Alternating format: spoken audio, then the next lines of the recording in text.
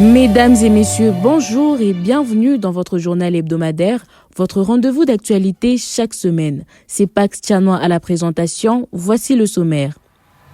À l'occasion de la journée nationale de lutte contre le harcèlement scolaire, les jeunes sont appelés à la dénonciation pour le vivre ensemble. Au Sud Kivu, la société civile dans sa diversité a lancé une campagne citoyenne pour la paix à l'est de la RDC. Les jeunes diplômés congolais confrontés au défi du manque d'emploi après leur parcours académique.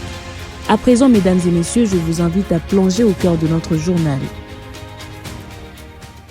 Instaurée depuis 2015, la Journée nationale de lutte contre le harcèlement est l'occasion d'alerter sur l'urgence d'agir contre un phénomène qui touche particulièrement les enfants et les adolescents. Dans une interview accordée à KJN Média ce vendredi 14 novembre 2025, Nathalie Kianga, secrétaire exécutive de l'association Club des Amis de la Paix et du Développement CAPED-ASBEL, a montré que les risques que courent les jeunes sont graves et peuvent avoir des répercussions à court et à long terme sur leur santé, sur leur scolarité et sur leur développement.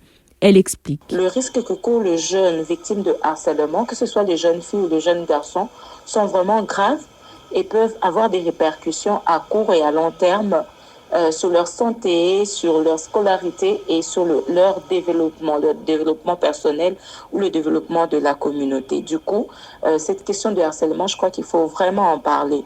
Et donc, je veux distinguer ce risque en risque psychologique et émotionnel, mais je veux aussi montrer les risques scolaires. Quand je parle de risques psychologiques et émotionnels, je vois premièrement l'anxiété et la dépression. Vous comme moi savons que le harcèlement est un facteur de risque majeur pour les troubles anxieux et la dépression. Et cela peut persister jusqu'à l'âge adulte. Deuxièmement, je veux parler de la faible estime de soi et de la culpabilité. Vous savez, cela peut s'accompagner par des pertes de confiance en soi, le sentiment de ne pas être aimable ou être responsable de mauvais traitements qu'on subit. Troisièmement, je veux parler de troubles de stress post-traumatique. Le harcèlement répété peut engendrer des symptômes post-traumatiques comme vous n'avez pas idée. Et quatrièmement, je veux parler des suicides. C'est vraiment cet aspect, on n'en parle pas souvent, mais la conduite au suicide, le harcèlement en milieu scolaire peut conduire au suicide. Par ailleurs, elle a ajouté que pour lutter contre le harcèlement scolaire, il suffit de parler et de mettre en place des stratégies de prévention et le mécanisme où les jeunes sont renforcés en capacité sur la question. Dans le souci de joindre la voix des communautés affectées par les conflits armés à répétition, la société civile dans sa diversité a organisé mardi 11 novembre 2025 une campagne citoyenne pour la paix à l'est de la RDC. Réunie dans la salle Concordia de l'archidiocèse de Bukavu, cette activité avait pour but d'analyser sans complaisance le contexte et les enjeux de l'heure, d'une part à travers les conséquences de guerre à répétition et d'autre part par l'évaluation des initiatives de paix de Washington, de Doha, de Nairobi et de Luanda. Pour Mick Moutiki, acteur de la société civile, le deal engageant de la RDC et les États-Unis sur les ressources minières en échange de la sécurité serait réel, mais il manque la légitimité communautaire faute d'une approche participative. Au cours de cette réunion, les acteurs sociaux se sont engagés à élaborer un agenda social à travers les analyses faites pour intégrer les besoins, les droits socioculturels et environnementaux dans les différents processus de paix. Les jeunes diplômés congolais entre rêve d'emploi et réalité du terrain. Trouver un emploi après les études demeure un défi majeur pour les jeunes diplômés congolais, surtout ceux de l'Est. N'est-ce pas, Elimoniki David? Dans un contexte économique incertain où de nombreuses entreprises peinent à recruter, les inquiétudes grandissent. Emmanuela Katagondwa, licenciée en communication appliquée à l'Université catholique de Bukavu, évoque vivre dans cette zone marquée par le manque de financement et la précarité des emplois existants.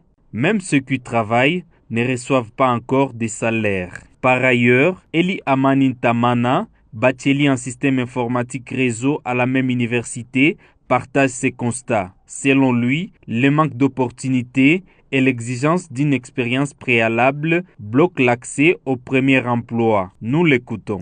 Ce qui inquiète les jeunes ou bien ce qui les interpelle le plus, c'est le manque d'emploi, premièrement, parce que beaucoup de jeunes terminent les études, il n'y a pas assez d'opportunités. Les entreprises aussi recrutent rarement et aussi souvent, il faut avoir de l'expérience ou avoir des relations pour être embauché, mais également plusieurs postes sont encore occupés par des jeunes, donc des personnes âgées ou bien de troisième âge et qui ne veulent malheureusement pas prendre leur retraite. Alors, ce qui bloque ici à la place des jeunes. Beaucoup de jeunes sont confrontés à des réalités quand ils partent demander de l'emploi. Ils arrivent à l'entreprise, on leur dit qu'il doit avoir 5 ans d'expérience. Lui-même se demande ces 5 ans, il va les trouver où pour qu'ils soient embauchés.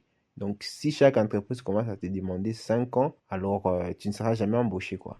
Entre ambition, frustration et espoir, ces jeunes diplômés incarnent une génération lucide, consciente des obstacles, mais toujours animée par le désir de s'intégrer, d'apprendre et de contribuer à la société.